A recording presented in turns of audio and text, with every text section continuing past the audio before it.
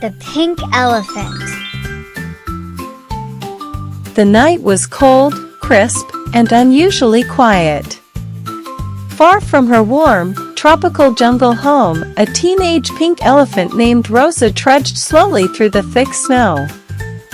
Her large ears flapped against the biting wind, and every step crunched on the icy ground beneath her. She stopped for a moment, curling her trunk, not out of fear, but out of curiosity.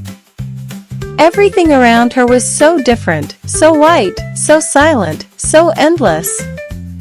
Above her, the stars shimmered like diamonds sprinkled across the dark velvet sky.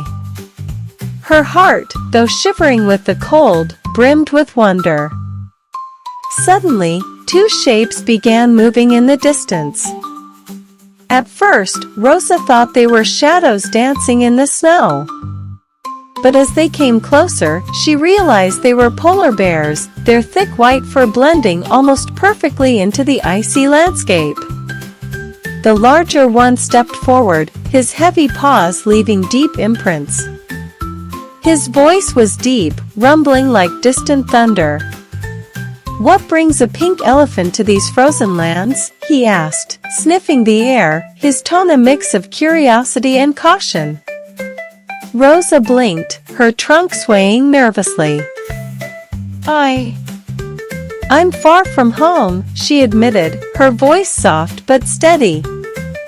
"I think I'm lost. But maybe being lost has brought me to something I was meant to find." The smaller bear bounded around her excitedly. Her name was Lyra, and unlike the serious, cautious elder bear, her youthful spirit was full of playfulness. Her paws bounced across the snow as she circled Rosa. "You're amazing!" Lyra exclaimed with wide eyes. "I've never, ever seen anything like you. You're pink! Like a giant strawberry with ears." Rosa chuckled, her trunk curling with amusement. "Yes, I suppose I do stand out a little." The big bear, Bjorn, tilted his head thoughtfully. "But tell me," he said slowly, "what wisdom does a wandering pink elephant carry?" Rosa's eyes sparkled. She lowered her voice, as if sharing a secret with the frozen land itself. "Have you heard of the principle of mentalism?" Bjorn frowned, his brow furrowing. "Mentalism? What trickery is that? Words don't move mountains. Thoughts don't melt snow." Lyra leaned in eagerly. "What is it? Tell us." Rosa drew a circle in the snow with the tip of her trunk. "It's the idea," she explained gently, "that our thoughts shape reality. What we hold in our minds can eventually appear in the world around us." Bjorn grunted. "Humph, impossible. Reality is stone and ice, not imagination." But Rosa only smiled. "Let me show you. Imagine an apple." Bjorn's expression softened into reluctant curiosity. Lyra shut her eyes immediately, her paws clutched to her chest as though she could already taste it. "I see it," she giggled.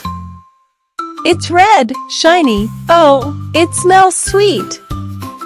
I can almost bite into it." Bjorn watched her closely, his skepticism fading.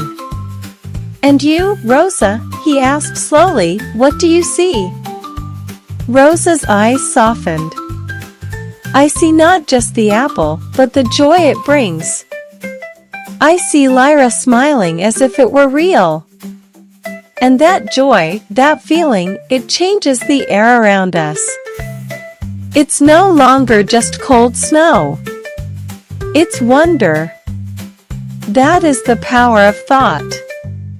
Bjorn fell silent, his deep eyes glimmering with a new respect. He looked around the snowy plain as though seeing it differently for the first time. So, by imagining, by believing, we bring things closer to being real.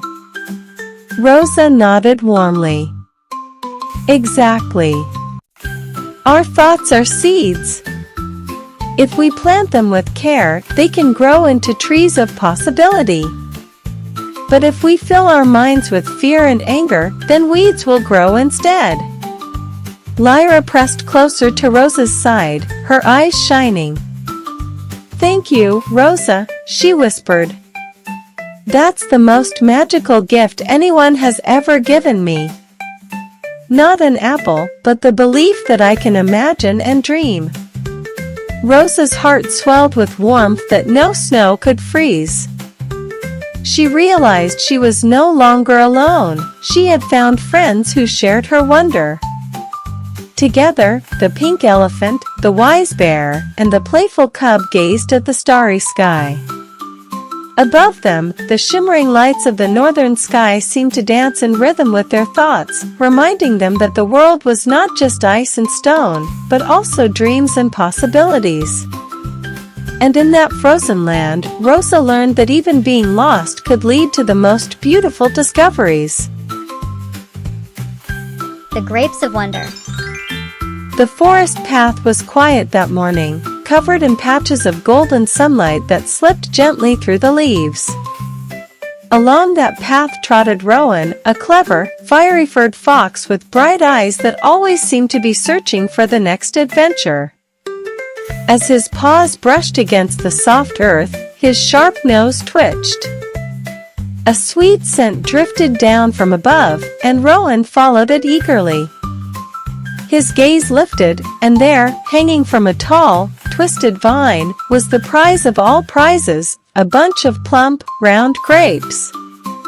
They glistened like tiny jewels in the light, almost glowing, their purple skins bursting with promise.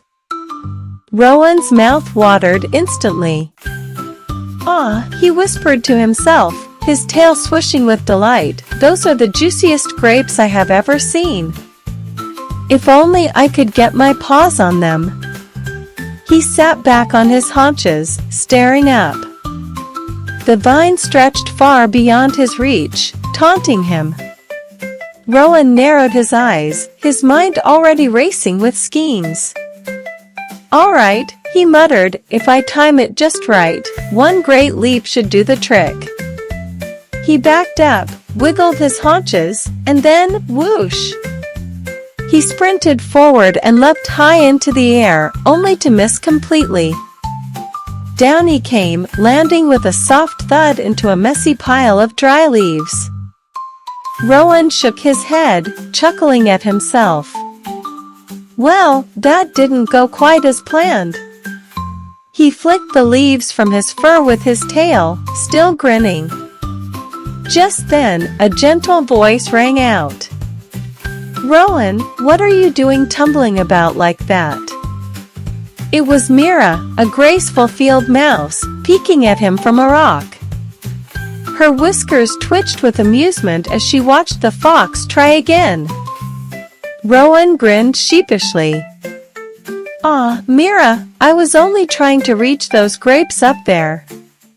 They're the finest I've ever seen. Do you have any clever ideas?"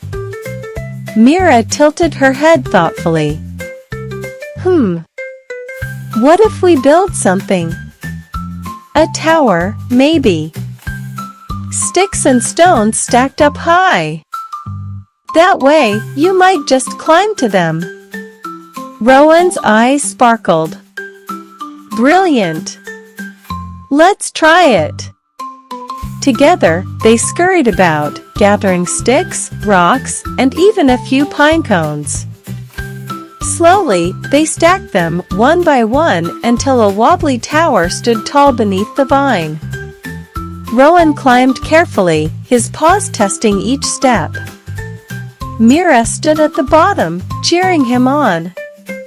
"Steady, Rowan! You're almost there." Finally, he stretched out a paw, just a whisker's length away from the grapes. But before he could grasp them, the tower trembled, swayed, and crash! Everything collapsed in a heap, sending Rowan tumbling down again, rolling right into Mira. The two burst into laughter, clutching their sides. As their giggles faded, a slow, wise voice joined them. "Rowan, Mira, sometimes a fox must know when to reach, and when to let go." It was Elder Oren, a kindly old owl, perched on a branch above. His amber eyes gleamed with wisdom. "Some fruits," he continued, "are not meant for us, at least not today.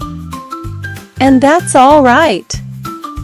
For not every goal must be conquered, sometimes the joy is in the trying." Rowan's ears perked as he listened. He looked back up at the grapes, shining as brightly as ever, and then down at his friends.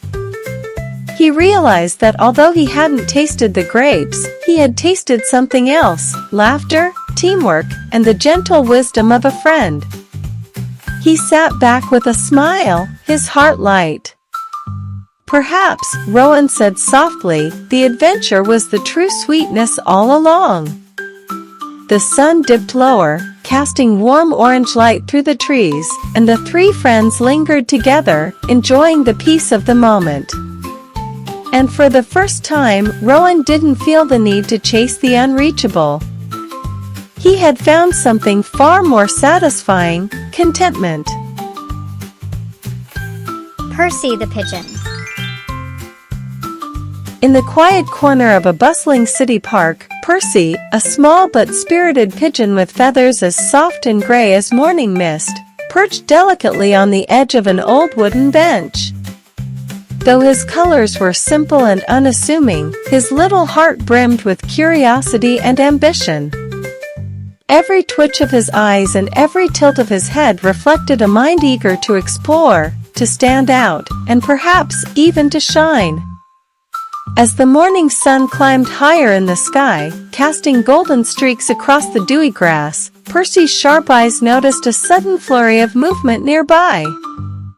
There, in all his resplendent glory, was Reginald, the park's magnificent peacock, fanning out a kaleidoscope of brilliant blues, greens, and golds. A crowd had gathered around him, marveling at the elegance of his plume. Children pointed, parents chuckled, and photographers leaned in for the perfect snapshot. Percy's little chest swelled with a mix of awe and longing. "Oh, if only I had such feathers," he whispered to himself, watching Reginald strut and preen with effortless charm. "Then everyone would notice me, everyone would admire me." Determined not to be overlooked, Percy hopped down from his bench and scuttled across the grass.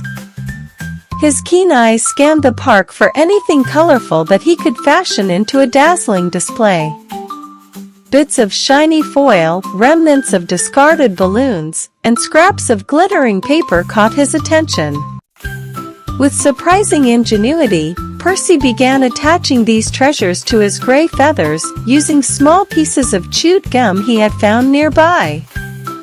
"Perfect," he murmured, puffing out his chest and fluffing his wings. "Now let's see if they notice me. Now, the world will see Percy." The park-goers began to turn their heads, some giggling, some whispering, their eyes widening in curiosity at the sight of this glittering, sparkling little pigeon. Reginald, the peacock, caught sight of the sudden shift in attention. His eyes narrowed, and he let out a sharp squawk. "What is this nonsense?" he called, strutting closer with feathers shimmering in the sunlight, clearly displeased at being upstaged by a tiny gray bird with bits of foil stuck to his wings. Percy, though a little nervous, did not back down. He strutted awkwardly, wobbling as he tried to mimic the graceful movements of the proud peacock. His tiny feet scuffed the grass, and his foil feathers rattled with every step. Just then, a small voice rang out above the murmurs of the crowd. "You're so pretty, Mr. Pigeon." Percy looked down to see Lila, a little girl with bright, sparkling eyes, holding a half-eaten ice cream cone and beaming at him with pure delight. For a moment, Percy froze in surprise. No one had ever admired him like this before. He felt a warmth spreading through his chest, stronger than the thrill of trying to impress Reginald. The glitter on his wings felt heavy, the gum itched, and his little legs wobbled, but Percy didn't care.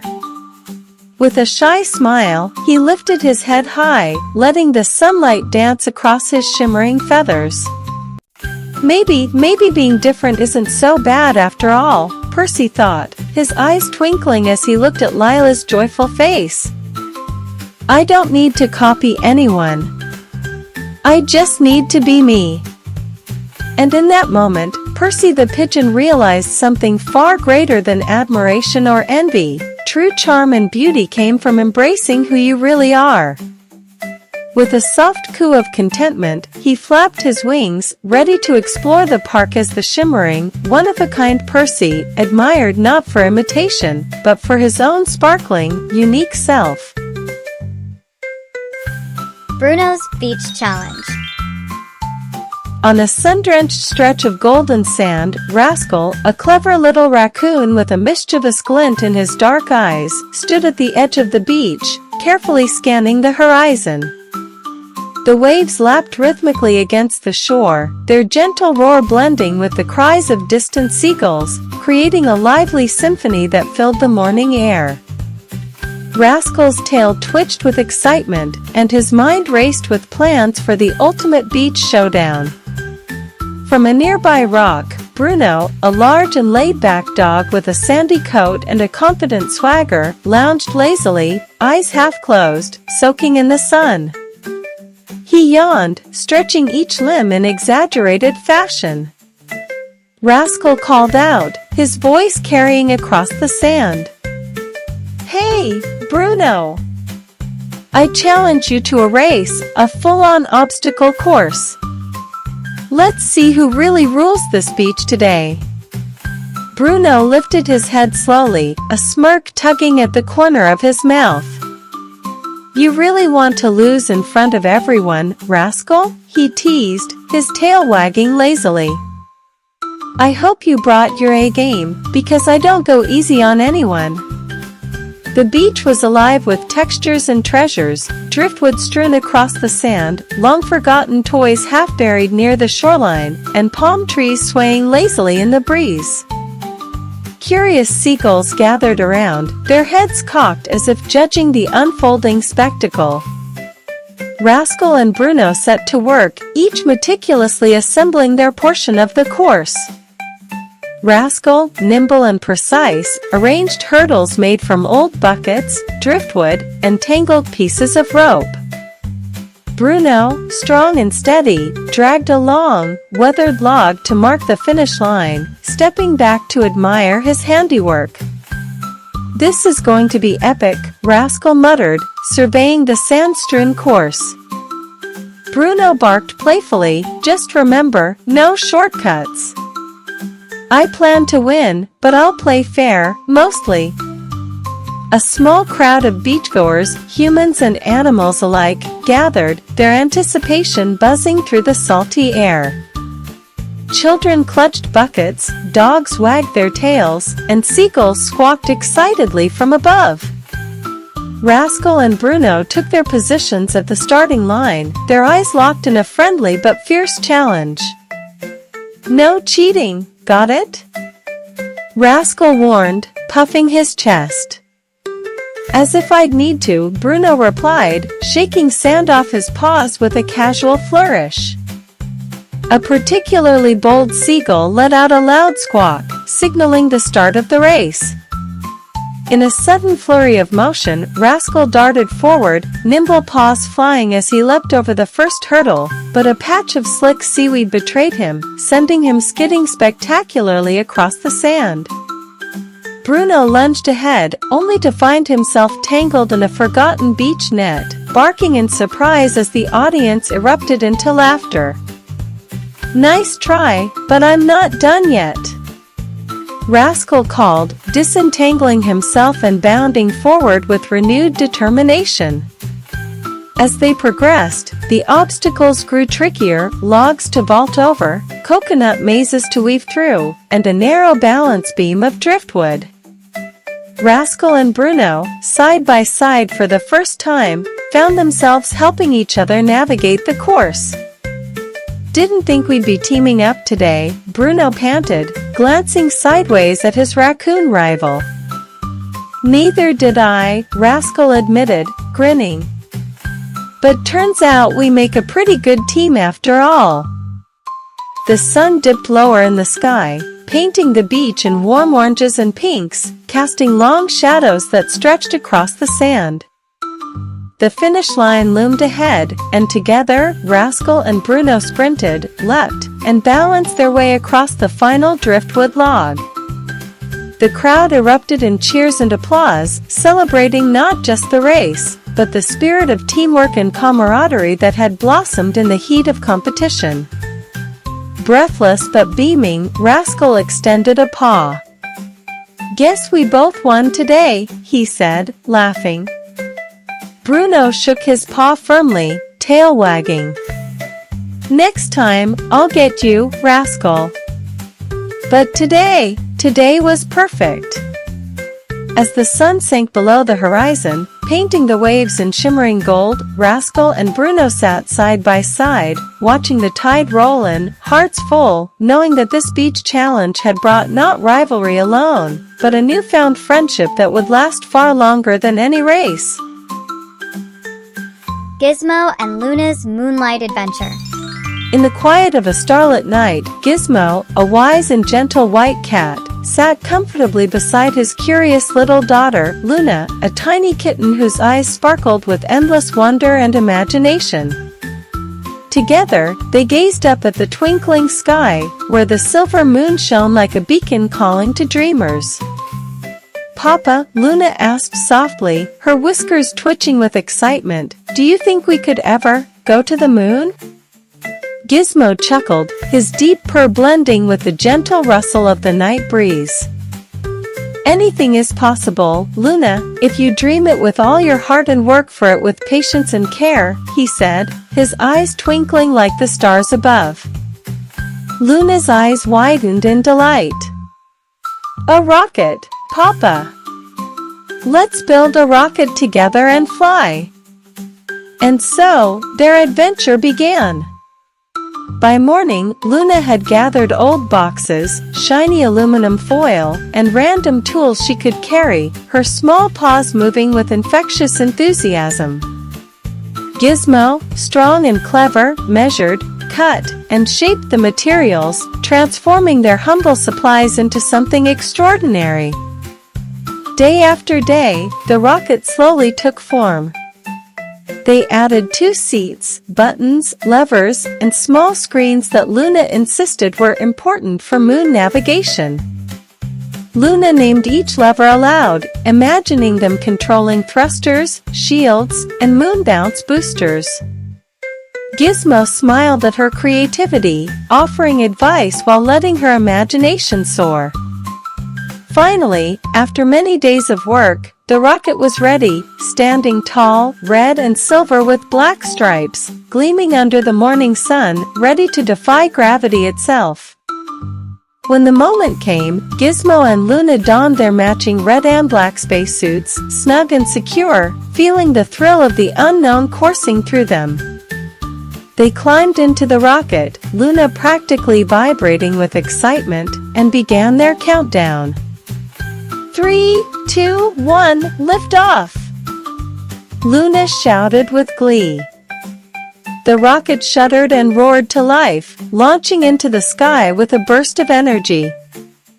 Outside the window, Earth shrank into a beautiful blue marble, while the pale, glowing moon loomed ever larger.